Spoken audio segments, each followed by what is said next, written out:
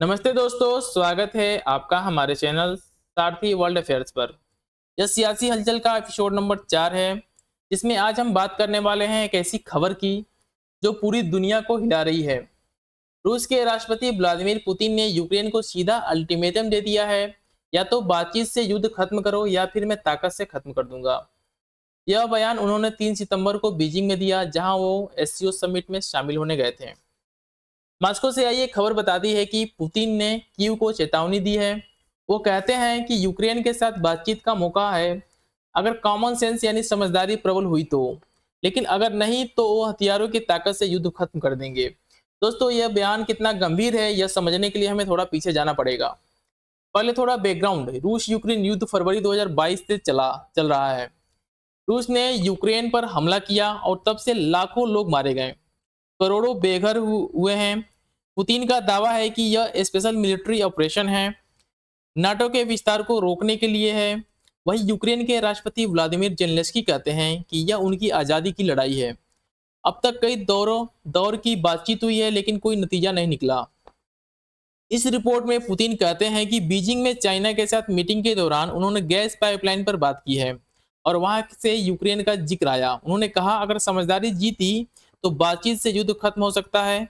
मैं इसे प्रेफर करता हूं, लेकिन साथ ही चेतावनी, अगर नहीं तो हम हथियार से इसे खत्म करेंगे।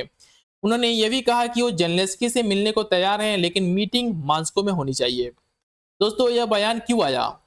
हाल ही में अमेरिका के राष्ट्रपति डोनाल्ड ट्रंप ने भी यूक्रेन पर बात की है। ट्रंप कहते हैं कि वो जल्द ही जेलेंस्की से बात करेंगे।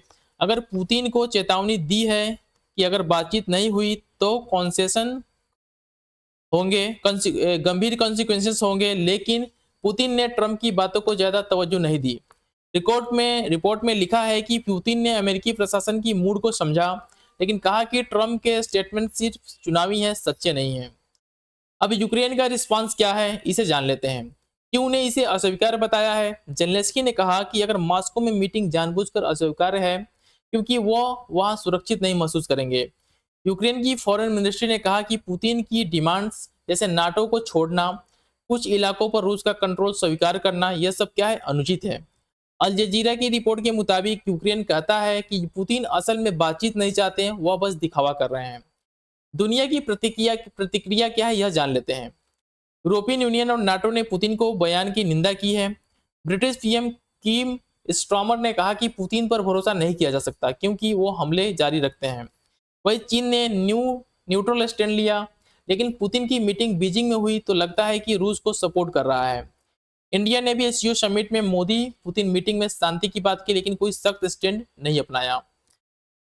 एक्स पर भी टॉपिक ट्रेंड कर रहा है। कई यूजर्स कहते हैं कि पुतिन की यह चेतावनी युद्ध को और लंबा खींचेगी, जबकि कुछ मानते हैं कि ट्रंप की एंट्री से शांति हो सकती है।